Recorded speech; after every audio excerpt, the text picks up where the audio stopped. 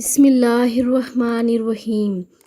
زینب T V کی طرف سے میں آپ لوگوں کے ساتھ رسول اللہ صلی اللہ علیہ وآلہ وسلم کا بہت ہی پیارا فرمان سنانے جا رہی ہوں کہ تلاوت والا گھر اللہ رب العزت کو کیسا نظر آتا ہے۔ حضرت سیدہ عائشہ صدیقہ رضی اللہ تعالی عنہا سے روایت ہے کہ رسول اللہ صلی اللہ علیہ وآلہ وسلم نے فرمایا، وہ گھر جس میں قرآن کریم پڑھا جاتا ہے آسمان والوں کو ایسے دکھائی دیتا ہے جیسے زمین والوں کو ستارے دکھائی دیتے ہیں۔